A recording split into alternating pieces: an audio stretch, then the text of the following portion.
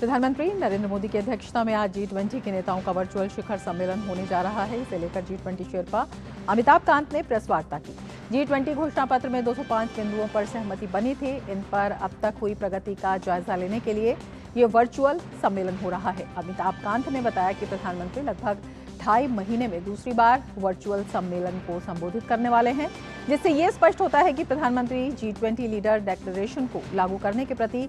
बेहद गंभीर हैं।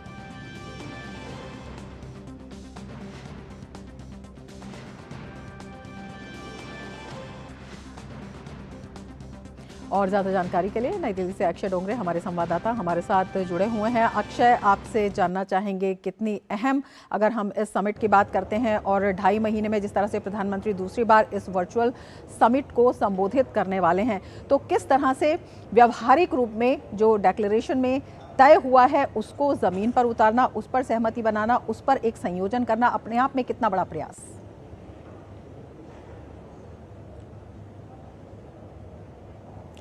एक काफ़ी बड़ा प्रयास है। और अगर हम बात करें G20 की, तो प्रधानमंत्री ने G20 शिखर सम्मेलन के वक्त भी यही कहा था कि महज एक डिक्लेरेशन लाना, यानी कि एक मुद्दों के ऊपर सहमति बनाना ही काफ़ी नहीं है, एक रोड मैप बनाना ही काफ़ी नहीं है, उसे इम्प्लीमेंट करना यानी कि उसे लागू करना भी बेहद ज़रूरी है। और इसीलिए प्रधानमंत्री द्वारा ये एक यूनिक इनिशिएटिव, यानी कि एक तरह से नया एक ये जो नई पहल है उसकी शुरुआत की गई कि न सिर्फ डिक्लेरेशन लाया जाएगा, बल्कि G20 का जब इंडिया की प्रेसिडेंसी है, अध्यक्षता है, वो जब खत्म होगी तो उससे ठीक पहले एक बार फिर से एक वर्चुअल समिट किया जाएगा, जिससे आने जाने की समस्या लीडर्स को ना हो, एक जगह पे जुटने की समस्या ना हो। टेक्नोलॉजी का इस्तेमाल करके वर्चुअल तौर पे सभी नेता, सभी जितने भी देश है G20 के, वो एक साथ बैठे और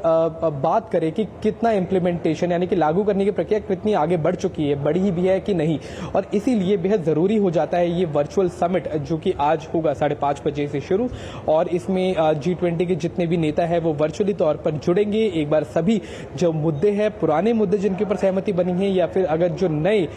वैश्विक मुद्दे हैं, जो समस्याएं बनकर उभर रही है वैश्विक, एक तरह से इकोनॉमिक्स को लेकर, अर्थव्यवस्था को लेकर, उन सभी मुद्दों के ऊपर बात की जाएगी और समझने की कोशिश की जाएगी क्या बदलाव करने की जरूरत है पुराने डिक्लेरेशन में, या फिर किस तरह से अब बात की जाए तो इम्प्लीमेंटेशन की, लागू करने की, तो उसे किस तरह से आगे बढ़ाया जाए। बिल्कुल, इम्प्लीमेंटेशन, इसको इम्प्लीमेंट करना, ये एक बहुत बड़ा प्रयास और बड़ी, जब हम व्यावहारिकता की बात करते हैं। लेकिन इससे पहले भी अगर हम डिक्लेरेशन से पहले की बात करते हैं और डिक्लेरेशन के बाद की भी बात करते हैं, जिस तरह की वैश्विक चुनौतियां सामने आई हैं, उसमें किस तरह से सहयोग पर, उसमें किस तरह से संयोजन पर चर्चा हो सकती है?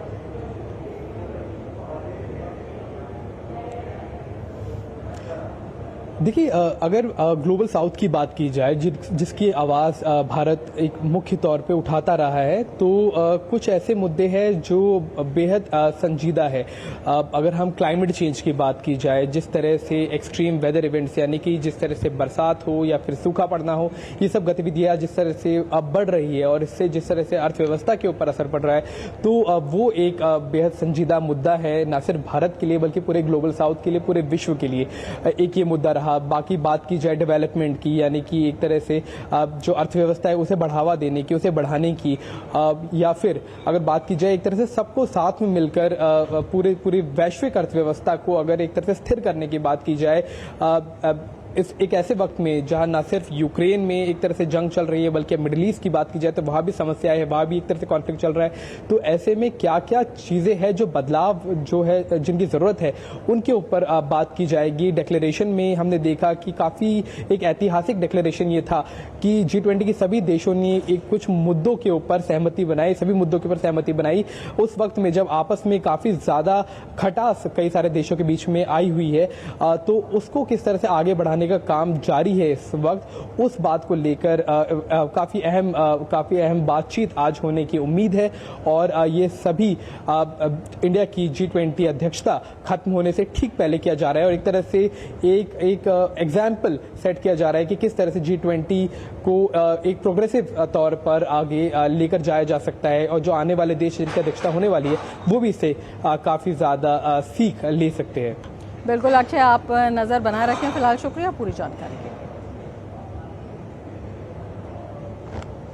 और अब खबरें चुनावी